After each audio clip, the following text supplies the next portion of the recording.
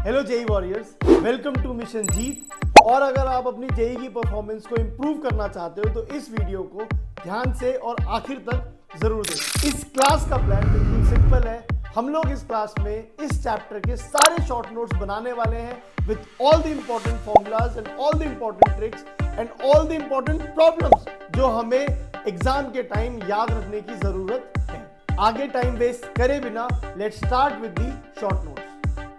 3D में जो important है किसके लिए, जेई मेंस के लिए, वो लाइन तक ही इम्पोर्टेंट है। तो सबसे पहले 3D में डिस्टेंस फॉर्मूला की बात करें तो दो पॉइंट के बीच का जो डिस्टेंस हो जाएगा वो जो अपन ने स्ट्रेट लाइन में पढ़ा था सेम ही फॉर्मूला बनता हुआ दिखेगा। x2 माइनस x1 का whole square, y2 minus y1 का whole square, plus z2 minus z1 का होल स्क्वायर। इसके अलावा सेक्शन फॉर्मूला की बात करें तो सेक्शन फॉर्मूला भी वापस सेम ही रहेगा। यहाँ पे इस बार 3 पॉइंट रहेंगे, x1 y1 एंड z1। यहाँ पे हो जाएगा x2 y2 एंड z2। अगर एक कोई पॉइंट P है, इसको m/n रेशियो में डिवाइड कर रहा है, तो पॉइंट P के जो कोऑर्डिनेट होंगे वो हो जाएगा mx2 plus nx1 upon m plus n। और वैसे ही y के लिए और वैसे ही z के लिए बनता है। क्या ये बात ठीक है? अब कभी कभी आपको क्वेश्चन में ये भी देखना पड़ेगा कि सपोज आपको लैम्डा की वैल्यू निकालनी होगी कि किस रेशियो में डिवाइड कर रहा होगा ना, कि एक पॉइंट दे देगा और बोल देगा कि बताओ किस रेशियो में डिवाइड कर रहा है। तो आपको लैम्डा कैसे रेज्यूम करेंगे अपन, k/1, ताकि k एक ही वेरिएबल हो और वहां से सॉल्व होते हुए हमें दिख जाए। ठीक बात है, ऐसे कुछ। इसके बाद डिसिस एंड डियर्स की बात कर लेते हैं कि व्हाट इज डिसिस। इसको क्या बोलते हैं, डायरेक्शन कोसाइंस। डायरेक्शन कोसाइन, कोई भी वेक्टर जो positive X axis, positive Y axis और पॉजिटिव जेड एक्सिस से जो एंगल बना रहा होगा उसको क्या बोलेंगे अपन, डायरेक्शन कोसाइंस। उसके कॉस को L is equal to cos alpha. Alpha is angle made by the vector with positive x-axis. M is equal to cos beta and N is equal to cos gamma आते हुए दिख जाए। तो यहां से हमारे पास एक रिलेशन होता है L square plus M square plus N square की जो वैल्यू आएगी कितनी आती दिखेगी, 1। ये रिलेशन बहुत इंपॉर्टेंट है, सारे क्वेश्चन में आपको ये मान के चलना है कि अगर डायरेक्शन कोसाइन है तो ये वैल्यू आपके पास आती हुई दिखेगी। डायरेक्शन कोसाइन से अगर डायरेक्शन रेशियो से पहुंचना है, डीसी से कहां पहुंचना है, डीआर से। डीसी मार्बल नहीं, डीसी से डीआर पे पहुंचना है। तो आपको क्या बेसिकली करना है, क्या है कि आपको एल ए मान के चलो कि डीआर जो है उसको मैं ए बी सी बोल देता हूँ, है ना। तो ए की जो वैल्यू होगी lambda times vector, lambda times L, B की वैल्यू लैम्डा टाइम्स एम और सी की वैल्यू लैम्डा टाइम्स एन, जहां पर lambda should not be equal to 0। तो ये हो जाएंगे हमारे क्या, डी आर्स। अब लैम्डा की वैल्यू कुछ भी उठा सकते हो, lambda belongs to real. Lambda की वैल्यू 0 के अलावा -1 2 3 4 कुछ भी उठा सकते हो। ये क्या हो जाएगा, डायरेक्शन रिसोर्स। ठीक है, इसका कोई भी एक मल्टीपल उठा लो, LMN का कोई भी मल्टीपल उठा लो, √2 का मल्टीपल, √3 का मल्टीपल या पाई का मल्टीपल, वो क्या कहलाएगा, एक डायरेक्शन रेशियोस। अब यहां से अगर मान के चलो डीसी से डीआर पे पहुंच गए और डीआर से आपको कहां पहुंचना है, डीसी पे पहुंचना है। यहां से डीसी से डीआर पे पहुंचे और आपको डीआर गिवन है, डीआर से गिवन और कहां पहुंचना है, डीसी पे। तो मान के चलो डीआर जो गिवन है ये है ए बी एंड सी, और ये गिवन है सपोज इसको मैं एल एम और एन बोलता हूं। ये अगर हमें सपोज सॉल्व करना है तो आपको पता है कि एल की जो वैल्यू होगी वो क्या होगी, lambda L is equal to L और lambda M is equal to B और सी इज इक्वल टू क्या हो जाएगा, लैम्डा एम। और इन तीनों का स्क्वायर जो होगा, इन तीनों का जो स्क्वायर होगा और एल एम और एन का स्क्वायर कितना होना चाहिए, 1 होना चाहिए। यानी यहां से अगर तुम लैम्डा स्क्वायर की वैल्यू निकालोगे तो ये बन जाएगा lambda square L square plus M square plus M N square. तो लैम्डा स्क्वायर की जो वैल्यू आती थी कितनी आ जाएगी, A square plus B square plus C square, ये आ जाएगा। तो हमारे पास जो डी आर्स आ जाएंगे, एल की जो वैल्यू हो जाएगी ये हो जाएगा A by under root of A square plus B square plus C square, क्योंकि यहाँ पे लैम्डा स्क्वायर है तो प्लस माइनस दोनों के साथ ले सकते हो। और वैसे ही B by under root of A square plus B square plus C square और C by under root of A square plus B square plus C square, कोई भी ले सकते हो। बेसिकली आपको ऐसा लग रहा है ना कि एबीसी वेक्टर्स के कंपोनेंट गिवन है, इसका यूनिट वेक्टर बना दोगे तो क्या दिख जाएगा, हमें डी डीसीज मिल जाएंगे डीआर से। ठीक है, angle between two vectors whose DCs और डीआरस आर गिवन। तो दो मान के चलो डीसीज गिवन है, तो ये हो जाएगा L1 M1 और N1 गिवन है डीसी एक का, और दूसरे का गिवन है L2 M2 और N2। तो इनके बीच का जो एंगल हो जाएगा, क्योंकि ये यूनिट वेक्टर ही है ऐसे समझे तो इनके बीच का जो एंगल हो जाएगा इन दोनों का प्रोडक्ट, तो ये हो जाएगा L1 L2 plus M1 M2 plus N1 N2। अगर डीसीज गिवन है तो डीसीज, और ये भी क्या है डीसी, और डीआरस गिवन है, तो मान के चलो एक का डीआर है A1 B1 और C1, और एक का डीआर गिवन है A2 B2 एंड C2। तो पहले हमें क्या बनाना पड़ेगा, यूनिट वेक्टर।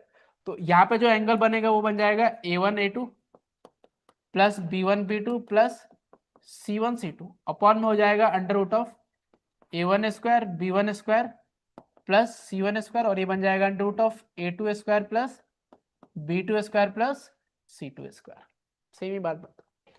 अच्छा, जब वेक्टर्स परपेंडिकुलर होंगे तो डीआरस का ये जो डॉट प्रोडक्ट आना चाहिए, क्या आना चाहिए 0। L1 L2 plus parallel vector है तो इनका रेशियो क्या होना चाहिए, सेम होना चाहिए। L1 upon L2 is equal to M1 upon M2 is equal to N1 upon N2। ये डीसी से और डीआर की बात करो तो ये हो जाएगा A1 upon A2 B1 upon B2 is equal to C1 upon C2।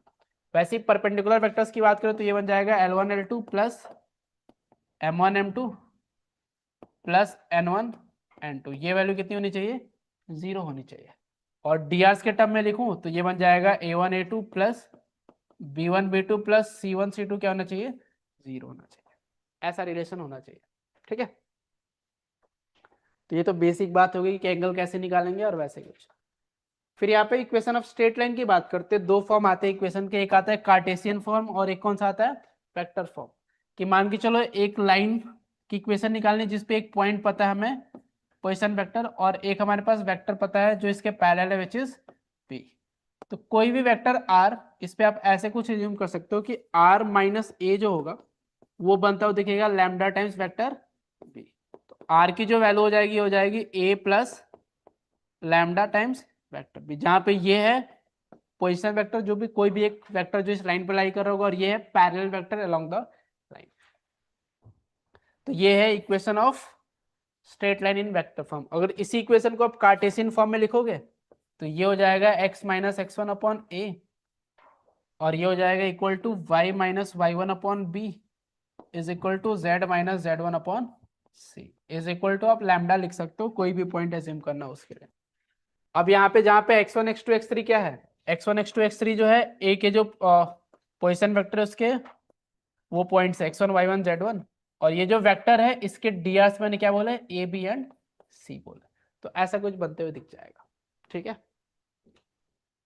अब कोई भी पॉइंट ऑन दिस लाइन, कोई भी एक वेरिएबल पॉइंट, जैसे अपन स्ट्रेट लाइन में x1 को हम y1 एज्यूम कर सकते थे, यहाँ पे कोई भी पॉइंट कैसे एज्यूम करेंगे, a lambda plus x1 b lambda plus y1, और ये बन जाएगा c lambda plus z1। Lambda के डिफरेंट डिफरेंट वैल्यूज के लिए हमें क्या मिलते जाएगा, इस पे पॉइंट मिलते जाएंगे। जैसे लैम्डा की वैल्यू 0 पुट कर दे तो हमें सेमी पॉइंट मिल जाएगा which is a. Angle between two lines, दो लाइंस के बीच में एंगल निकालने का मतलब क्या है कि उनके पैरेलल वेक्टर के बीच में हमें एंगल निकाल के, मान के चलो एक लाइन के पैरेलल वेक्टर b1 है और इसके पैरेलल वेक्टर क्या है b2 है, तो इनके बीच का एंगल निकालना, मान के चलो इसके जो dr से a1 a2, या फिर ऐसा कुछ मान लेते a1 b1 एंड c1 है, a1 b1 c1, और ये हो जाएगा a2 b2 एंड c2। तो दिस इज सेम एज कि इनके डीआर के बीच का एंगल निकालना है, या फिर ये दो वेक्टर के बीच का एंगल निकालना है, लाइन के बीच का एंगल निकालने का मतलब। तो ये हो जाएगा cos थीटा।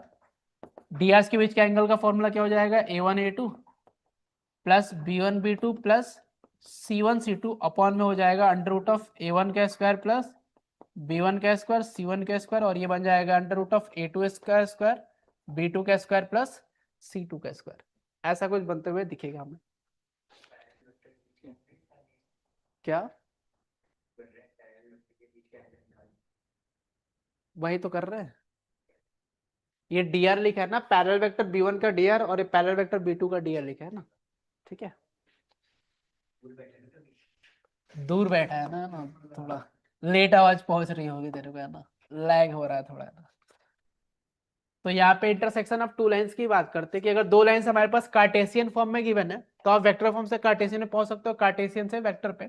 तो मान के चलो दो लाइन ये हमारे पास गिवन है x minus x one upon A one, और ये है x minus Y one upon A B one,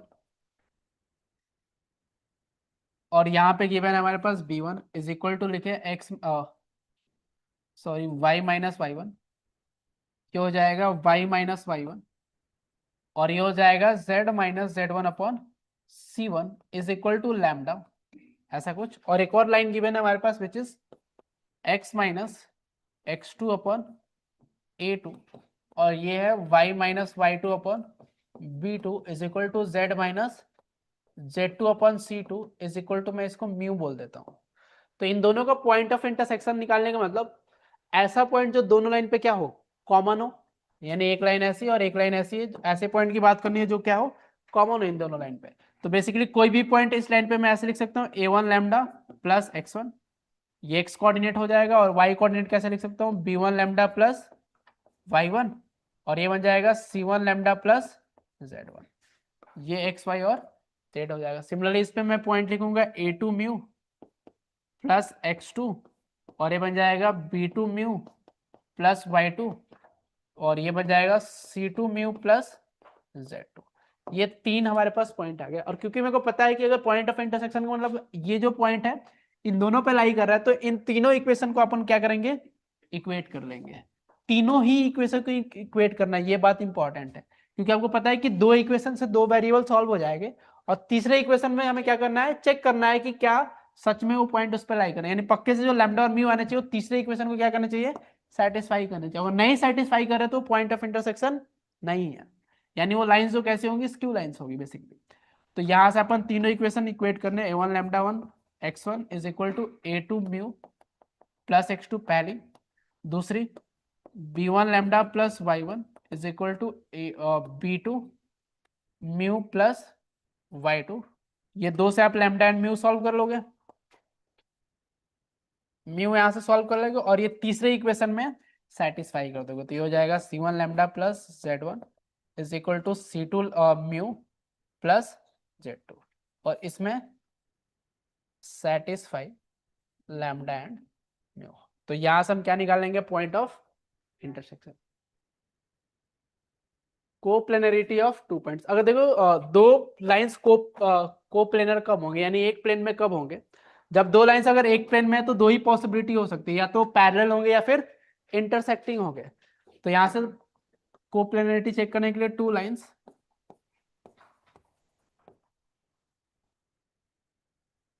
are in plane, then they must be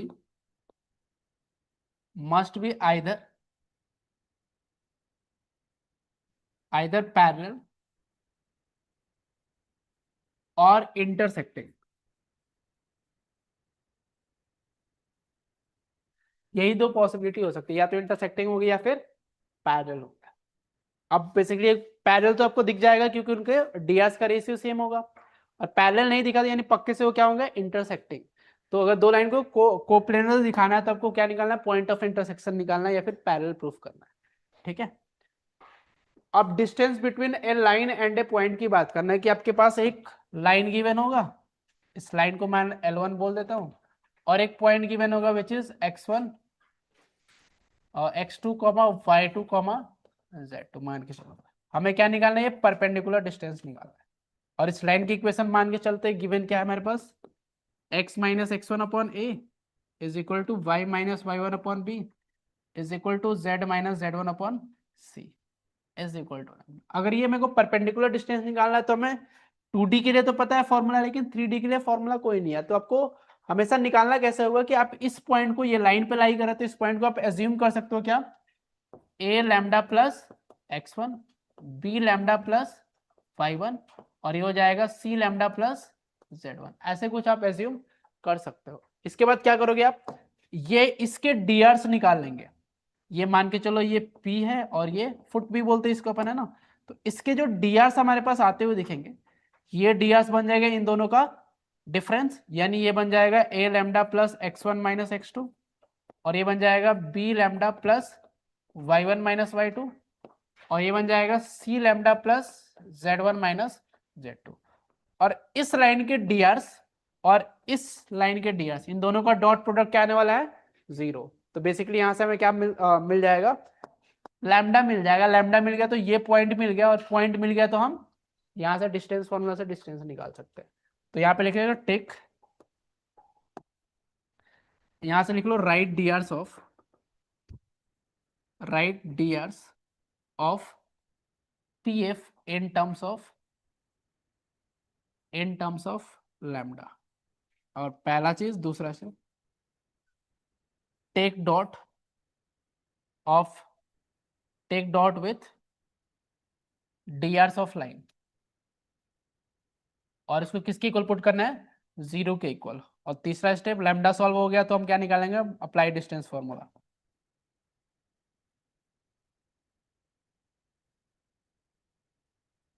ये इंपॉर्टेंट है क्योंकि इसमें बहुत सारे क्वेश्चन पूछे जाएंगे फुट वाले पे। Foot and image of a point in A line की बात करते हैं, तो फुट एंड इमेज की बात करनी है तो अपने तो फुट तो निकाल लिया अभी आपने जैसे निकाला था, है ना? क्योंकि आप सबसे पहले फुट निकालने के लिए वो लाइन की इक्वेशन निकालोगे। अगर ये पॉइंट P है और ये अपन ने अभी निकाला F, और इमेज मान के चलो ये है, तो हमें पता है कि अगर इमेज के कोऑर्डिनेट और foot, F foot is mid point of P and image. तो अगर आपने फुट निकाल लिया तो इमेज भी निकाल सकते हो। कैसे? क्योंकि हमें पता है कि P निकाल लिया था, F निकाल लिया था, इन दोनों का मिड पॉइंट निकालने के लिए मिड पॉइंट वाला फॉर्मूला अप्लाई करना है। आपके पास क्या मिलता दिख जाएगा? सेम ही चीज बनती हुई दिख जाएगी, मतलब इमेज निकलता हो जाएगा। इस तरीके से अपन क्या निकालेंगे? फुट निकालेंगे, जो ऊपर मैंने लिखा। ठीक है, डिस्टेंस बिटवीन टू लाइंस की बात करते हैं, तो दो लाइंस की बात करते हैं तो या तो दो लाइंस पैरेलल होंगी, या फिर दो लाइंस इंटरसेक्टिंग होगी, या फिर स्क्यू होगी। तीन तरह की लाइंस होती है। तो जो इंटरसेक्टिंग होगी तो उनके बीच का डिस्टेंस तो 0 ही होगा। तो जो पैरेलल होगी उनके बीच के डिस्टेंस की बात कर लेते हैं। तो मान के चलो एक पैरेलल लाइन ऐसे कुछ है, इसके पैरेलल वेक्टर कौन सा है? b1। और एक हमारे पास पैरेलल लाइन ऐसे कुछ है b2, और इसका पैरेलल वेक्टर कौन सा है? b2 है। और इस पे एक पॉइंट गिवन है विच इज a1, और इस पे एक पॉइंट गिवन है विच इज a2। इनके बीच का डिस्टेंस निकालना है, यानी ये डिस्टेंस निकालना है।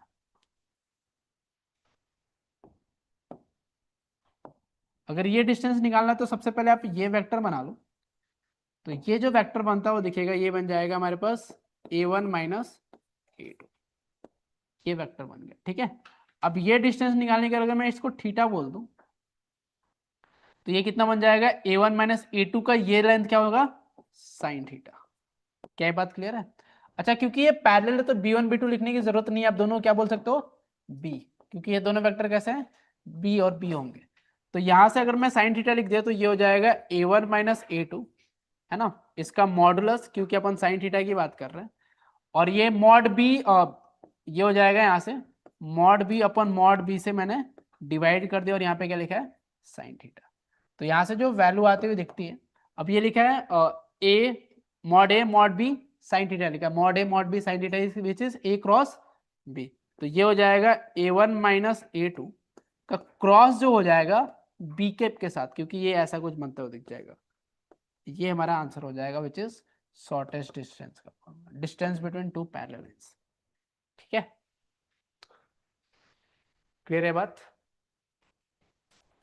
Shortest distance between to skew lines की बात करते हैं। स्क्यू लाइंस के बीच की शॉर्टेस्ट डिस्टेंस की बात करें तो ये ऐसे कुछ दो लाइंस होंगे, जो एक ऐसे प्लेन के और एक कुछ बाहर की साइड आ रहा होगा। तो शॉर्टेस्ट डिस्टेंस तभी होगा जब ये दोनों लाइंस आपस में क्या होंगी? दोनों यहाँ पे परपेंडिकुलर बनती हुई दिखेगी, है ना? तो शॉर्टेस्ट डिस्टेंस का फॉर्मूला होगा, मान के चलो कि इसके पैरेलल वेक्टर जो है b1 है, और इसके पैरेलल वेक्टर क्या है? b2 है। इस पे एक पॉइंट जो है ये है a1, और इस पे एक पॉइंट जो है वो क्या है? a2 है। तो ये मान के चलो ये जो वेक्टर बना हमारे पास a1 माइनस a2, अगर a1 माइनस a2 का कंपोनेंट अगर मैंने ले लिया इस पे, वही क्या होगा हमारा? Shortest distance. क्या ये बात ठीक है? क्योंकि a1 माइनस a2 पक्के से शॉर्टेस्ट डिस्टेंस है तो बड़ा ही होगा, तो कंपोनेंट लोगे तो वही हमारा क्या होगा? Shortest distance. तो कंपोनेंट के लिए क्या हो जाएगा? ये हो जाएगा a1 माइनस a2 का मॉड और ये हो जाएगा cos थीटा। हमारे पास बनता हो जाएगा cos थीटा,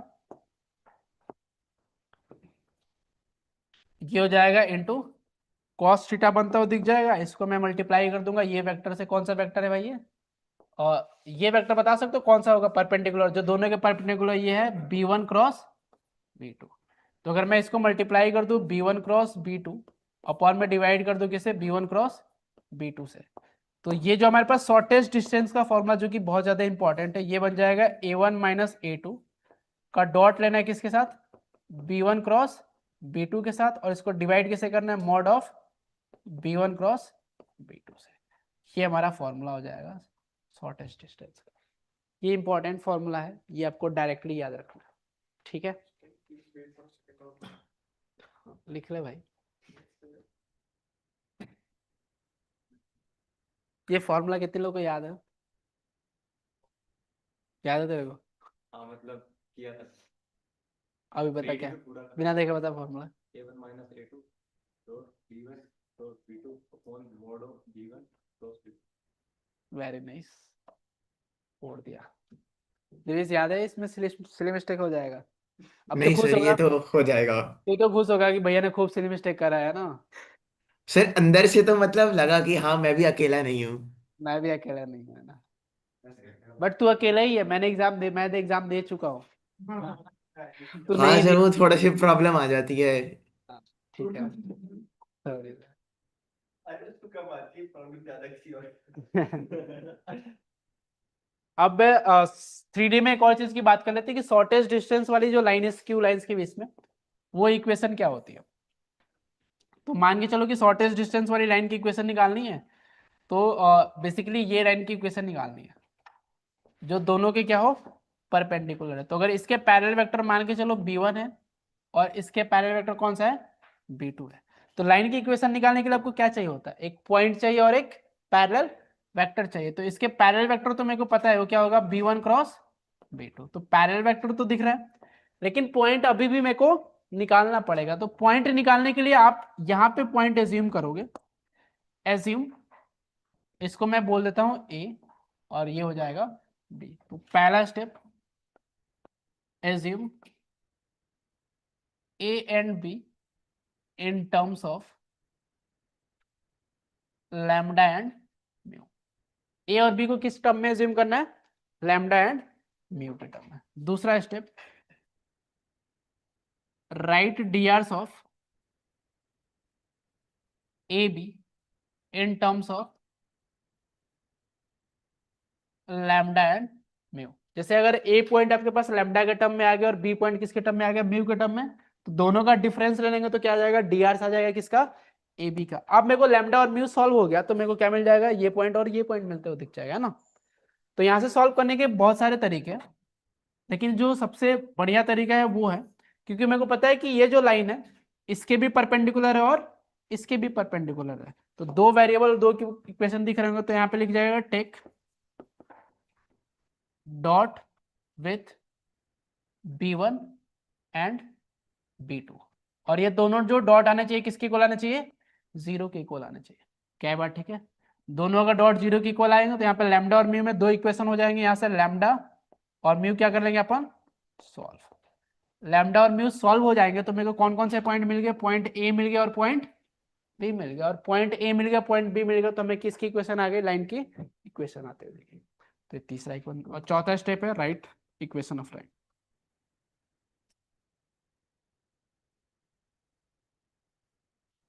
ठीक है।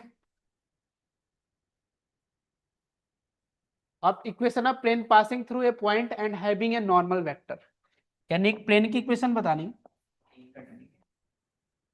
कोई नहीं, मतलब वहां पे तो है एडवांस में।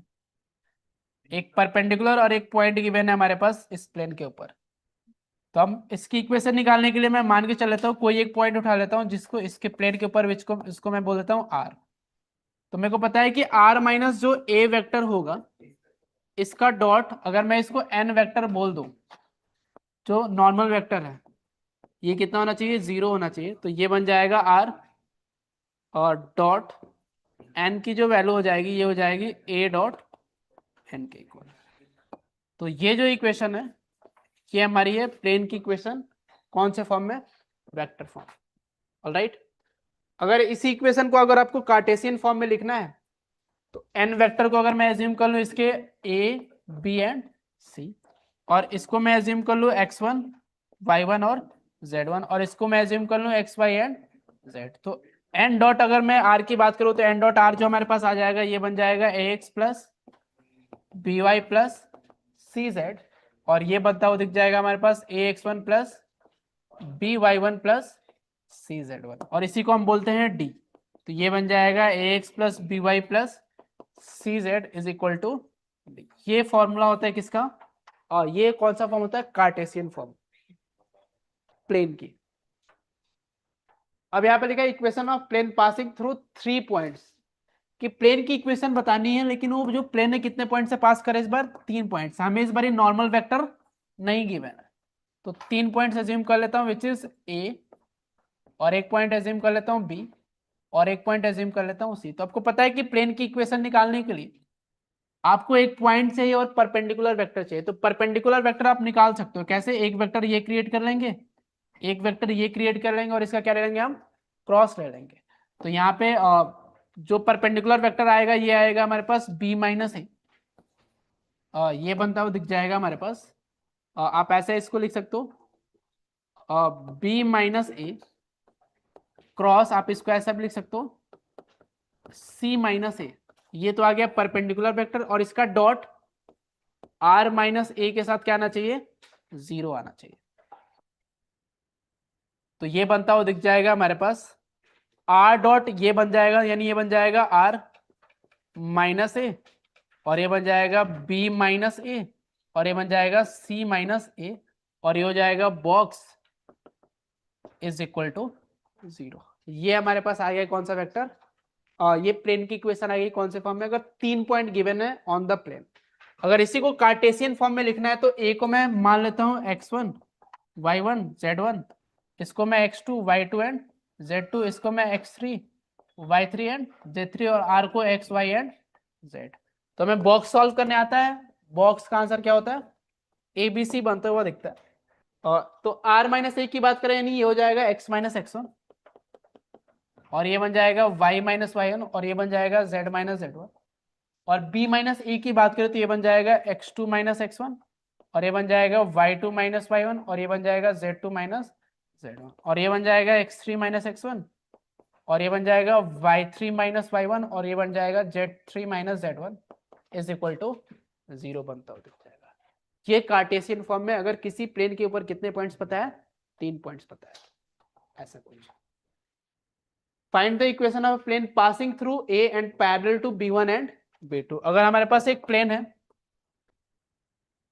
जो कि एक पॉइंट इस पे लाई कर रहा है a, और ये जो प्लेन है किसके पैरेलल है, वेक्टर b1 के पैरेलल है और वेक्टर b2 के। तो हमें प्लेन की इक्वेशन निकालने के लिए 2 इंफॉर्मेशन चाहिए, परपेंडिकुलर वेक्टर और एक पॉइंट। तो परपेंडिकुलर वेक्टर आपको दिख रहा होगा, तो ये बन जाएगा r माइनस ए, और परपेंडिकुलर जो वेक्टर होगा यानी वो क्या हो जाएगा b1 cross b2 is equal to 0। आप इसको ऐसे भी लिख सकते हो बॉक्स ऑफ r माइनस ए, और ये हो जाएगा b1, और ये हो जाएगा b2 is equal to 0।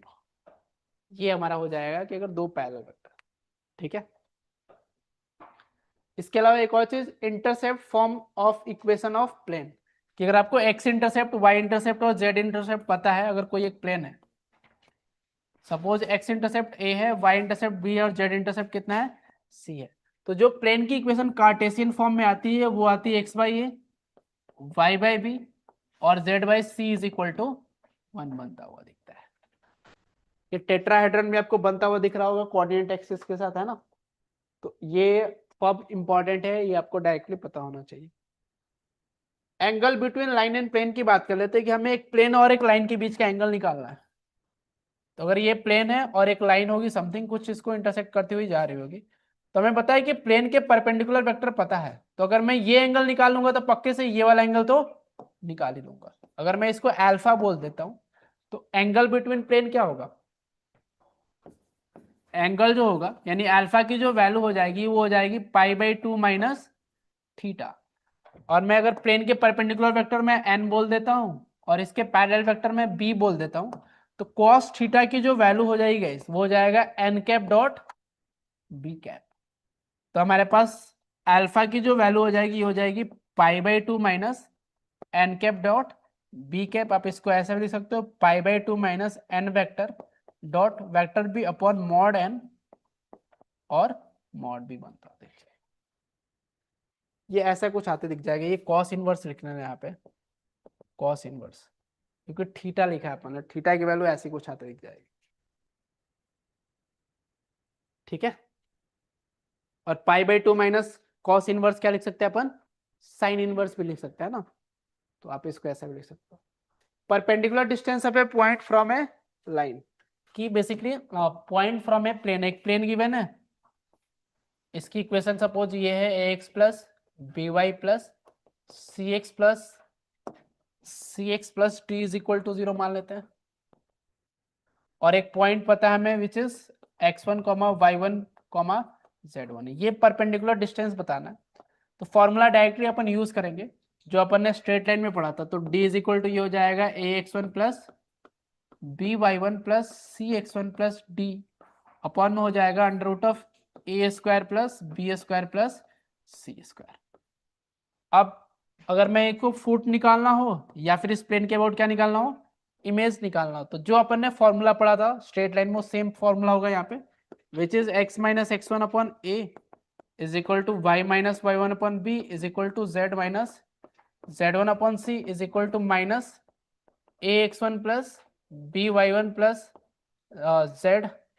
C z one plus D upon में हो जाएगा A square plus B square plus C square, क्योंकि यहाँ पे प्लस डी लिया तो यहाँ पे प्लस डी लिखा मैंने यहाँ पे, और इमेज में बस यहाँ पे क्या आ जाएगा -2, यानी x minus x one upon A y minus Y one upon B is equal to z minus Z one upon C is equal to -2 times A x one plus B y one plus C z one plus D upon में हो जाएगा A square plus B square plus C square बनता हुआ दिखेगा।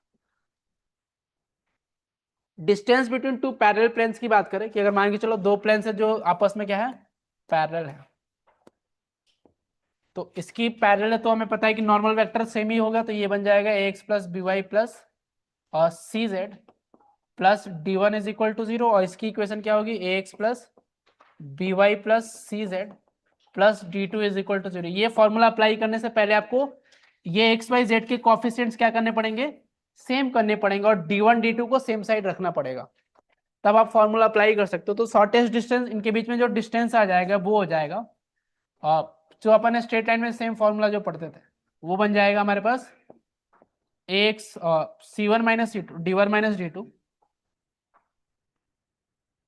d1 minus d2 upon में हो जाएगा under root of A square plus B square plus C square का मॉडुलस बनता दिख जाएगा। ये इक्वेशन हमारे पास आती दिख जाएगी प्लेन के लिए।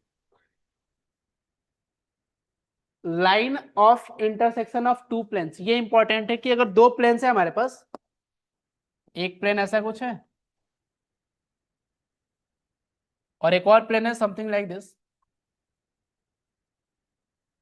इनका लाइन ऑफ इंटरसेक्शन बताना है। लाइन ऑफ इंटरसेक्शन का मतलब इस लाइन की इक्वेशन बतानी है।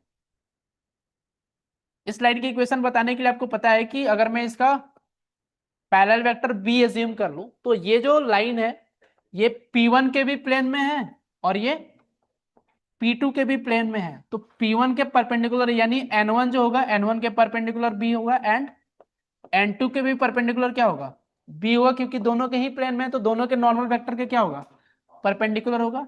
तो B के एक पैरेलल वेक्टर मैं बता सकता हूं कि B के जो पैरेलल वेक्टर होगा वो क्या होगा, N1 क्रॉस N2 बनता हो देखिएगा, यानी इसके पैरेलल वेक्टर तो मेरे को मिल गया। अब इस पे अगर मेरे को एक पॉइंट मिल जाएगा, जनरली आपको पॉइंट गिवन होता है क्वेश्चन में कि आपको इस लाइन के ऊपर एक पॉइंट आपको पता होगा, जनरली गिवन होता है। अगर नहीं गिवन हो और फिर भी आपको लाइन की इक्वेशन बतानी हो तो आप किसी एक को 0 पुट कर देना। ये दो इक्वेशन जो होगी ये समथिंग ये x1 plus ax a1x plus b1y plus c1z plus d1 is equal to 0, और इसकी equation a2x plus b2y plus c2z plus d2 is equal to 0, ऐसी कुछ गिवन होगी। तो यहाँ पे आप z को 0 रख देना या फिर y को या फिर x को 0 रख देना, और फिर आपके पास एक्स और वाई में दो वेरिएबल होंगे, एक्स और वाई में दो इक्वेशन होगी, वहां से आप क्या सॉल्व कर लोगे, एक्स वाई और जेड की वैल्यू अपने को 0 पुट करी थी, तो आपके पास एक पॉइंट भी आते हुए दिख जाएगा जनरली, लेकिन क्वेश्चन में एक पॉइंट गिवन होता है। अब यहां से angle bisector of two planes की बात कर लेते हैं कि अगर मान के चलो दो प्लेन है अभी भी हमारे पास, इनका एंगल बाइसेक्टर निकालना, तो एंगल बाइसेक्टर का सेम ही तरीका है जो अपन ने लाइन के लिए पढ़ा था। तो हमारे पास जो एंगल बाइसेक्टर का फॉर्मूला बनता है वो दिखेगा, ये बन जाएगा ax plus a1x plus b1y plus c1z plus d1 अपन अंडर रूट में क्या हो जाएगा a1 square b1 square plus c1 square is equal to plus minus ये बन जाएगा a2 स्क्वायर और a2x plus b2y plus c2z plus d2 अपन अंडर रूट ऑफ a2 का स्क्वायर प्लस b2 का स्क्वायर प्लस c2 का square, ऐसा कुछ। अब यहां से आपको पता है कि दो आती हुई दिखेंगे क्या बाइसेक्टर, एक क्या होगा एक्यूट एंगल बाइसेक्टर और एक क्या होगा ऑब्ट्यूस एंगल बाइसेक्टर। तो एक्यूट और ऑब्ट्यूस निकालने के लिए आपको पता है कि आप दोनों की इक्वेशन लिख सकते हो बहुत सिंपल से, आप यहां से दोनों बाइसेक्टर आ जाएंगे और दोनों बाइसेक्टर आ जाएंगे तो दोनों का परपेंडिकुलर वेक्टर भी आ जाएगा, क्योंकि ये दो प्लेन्स होगी पक्के से, मान के चलो एक प्लेन ऐसा कुछ आता है। तो आपको ये बात पता होगी कि इनके बीच में जो एंगल होगा इन दो प्लेन्स के बीच में, ये अगर एंगल बाइसेक्टर है और ये P1 है और ये क्या है P2 है, तो इनके बीच में जो एंगल होगा थीटा मैं बोल दूं, तो ये सेम एंगल इन दोनों के नॉर्मल के बीच का भी एंगल होगा, ठीक है। तो इन दोनों के बीच का एंगल भी सेम ही होगा, तो मैं क्या करूंगा इन दोनों के नॉर्मल के बीच का डॉट प्रोडक्ट ले लूंगा। अगर वो डॉट प्रोडक्ट की वैल्यू, अगर वो डॉट प्रोडक्ट की वैल्यू किससे छोटी आ गई, π/4 से छोटी आ गई, तो ये कैसा हो जाएगा एक्यूट एंगल बाइसेक्टर, और अगर π/4 से बड़ा आ गया तो क्या आ जाएगा ऑब्ट्यूस एंगल बाइसेक्टर। तो ये आपको इसमें आपको वो जो अपन ने स्ट्रेट लाइन में फॉर्मूला पढ़ा था वो लिखने की जरूरत नहीं है, एक्चुअली वो फॉर्मूला सेम ही होता है, क्योंकि आपको याद है ना वहां पे क्या होता है a1 a2 plus b1 b2, वो डॉट प्रोडक्ट ही होता है, a1 के साथ a2 और b1 के साथ b2 है, तो सेम ही काम कर रहे होते हैं, लेकिन यहाँ भी डॉट प्रोडक्ट करेंगे, लेकिन आपको तरीका ये वाला यूज करना है। फैमिली ऑफ प्लेन्स की बात कर लेते हैं। फैमिली ऑफ प्लेन्स क्या होता है कि कोई भी प्लेन जो इन दो प्लेन के पॉइंट ऑफ इंटरसेक्शन से पास करेगी, अगर मैं इसको P1 बोल दो और इसको P2 बोल दूं, तो कोई भी प्लेन जो इन दोनों के पॉइंट ऑफ इंटरसेक्शन से पास करेगी उस प्लेन की जो इक्वेशन होगी वो जाएगा P1 plus lambda P2 is equal to 0, और लैम्डा निकालने के लिए आपको कोई ना कोई एक इंफॉर्मेशन गिवन होगी और फिर आप उसको सॉल्व कर सकते हो। इसमें एक अगेन वापस एक थोड़ा सा अजीब सा क्वेश्चन बनता है कि आपके पास कोई एक पॉइंट गिवन होगा बाहर की साइड जो इन किसी प्लेन पर लाइन नहीं कर रहा होगा, और बोल देगा कि इस पॉइंट से जो सबसे मैक्सिमम डिस्टेंस पे होगा उस प्लेन की क्या बताओ आप इक्वेशन बताओ। तो पक्के से अगर आप इसको ज्वाइन करोगे तो उसके साथ क्या होना चाहिए नॉर्मल होना चाहिए, वही प्लेन होगा। हाँ, तो ये आप इन्फॉर्मेशन याद रखना, स्ट्रेट लाइन में भी सेम काम करा था अपन ने। स्फेयर की बात कर लेते हैं। स्फेयर के लिए क्या होता है फॉर्मूला कि बेसिकली आपके पास एक स्फेयर है जिसका सेंटर सपोज गिवन है विच इज C, और इसका रेडियस क्या गिवन है R, या फिर रेडियस की जगह मैं कुछ a एज्यूम कर लेता हूं और इस पे कोई भी पॉइंट R एज्यूम कर लेता हूं पोजीशन वेक्टर। तो आप इसका फॉर्मूला बनाना है तो ये बन जाएगा, वेक्टर फॉर्म में इक्वेशन लिख दी तो R माइनस C का जो मॉडुलस होना चाहिए वो हमेशा किसके इक्वल आएगा रेडियस के इक्वल आते दिखेगा। तो ये हमारा फॉर्म, ये वेक्टर फॉर्म है। वैसे ही कार्टेशियन फॉर्म की बात करें तो कार्टेशियन फॉर्म जो बनता है ये बनता है x square plus y square plus 2gx plus 2fy, और ये बन जाएगा x square plus y square plus z square plus z square plus ये बन जाएगा 2gx plus 2fy plus 2hz plus c is equal to 0। ये Cartesian form है और इसका जो सेंटर आता है minus g minus f and minus h, और रेडियस का जो फॉर्मूला बनता है ये बनता है g square plus F square plus H square minus C बनता हुआ दिखता है। ठीक है, इसी इक्वेशन को आप ऐसे भी लिख सकते थे x माइनस अल्फा का whole square plus y minus beta का whole square, something like this. अगर center alpha comma beta comma gamma है सेम है सर्कल की तरह। एक और फॉर्म आता है विच इज डायमेट्रिक फॉर्म, यानी बेसिकली आपको स्फीयर के डायमीटर के एंड पॉइंट्स पता होंगे कि मान के चलो ये हमारे पास है a1 और इसका पोजीशन वेक्टर गिवन है हमारे पास a2, तो मैं इस स्फीयर की इक्वेशन बतानी है तो मैं इस पे कोई भी स्फीयर पे एक पॉइंट एज्यूम कर लूंगा और फिर मैं ये दो वेक्टर बना दूंगा। इन दोनों वेक्टर का डॉट प्रोडक्ट क्या आना चाहिए? 0, क्योंकि इनके बीच का एंगल कितना है? 90 डिग्री। तो हमारे पास जो डायमेट्रिक फॉर्म में आएगा ये बन जाएगा r-a1 का डॉट वेक्टर r-a2 का डॉट, ये दोनों क्या होना चाहिए? 0 आना चाहिए। ये आ गया कौन सा form? Diametric form of the equation of sphere. इसके अलावा अपन ने बात करी थी line of greatest slope. Line of greatest slope में क्या होता था कि इसमें आपको दो प्लेन्स गिवन होती थी, दो प्लेन ऐसी कुछ गिवन होती थी, और एक प्लेन होता था ऐसा कुछ, और एक प्लेन मान के चलो ऐसा कुछ गिवन है। तो एक को अपन बोलते थे हॉरिजॉन्टल प्लेन और इसको बोलते थे अपन, ये मान के चलो लिखा है हॉरिजॉन्टल प्लेन, और ये जो प्लेन है ये इंक्लाइन प्लेन।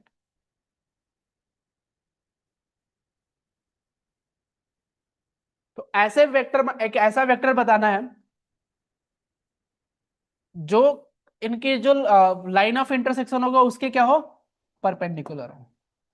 समझ में आ रही क्या बात? जो लाइन ऑफ इंटरसेक्शन है उसकी क्या होगा? परपेंडिकुलर होगा, और इस प्लेन में लाई कर रहा होगा। किस प्लेन में लाई कर रहा होगा? इंक्लाइंड प्लेन में लाई कर रहा होगा, है ना। तो इसके लिए आप सिंपल सा तरीका क्या है कि ये जो वेक्टर है, इस वेक्टर के अगर मैं इसको मैं बोल दूं P1 और इसको मैं बोल दूं P2, इसका मैं परपेंडिकुलर वेक्टर बोल देता हूं N1 और इसका परपेंडिकुलर वेक्टर बोल देता हूं N2।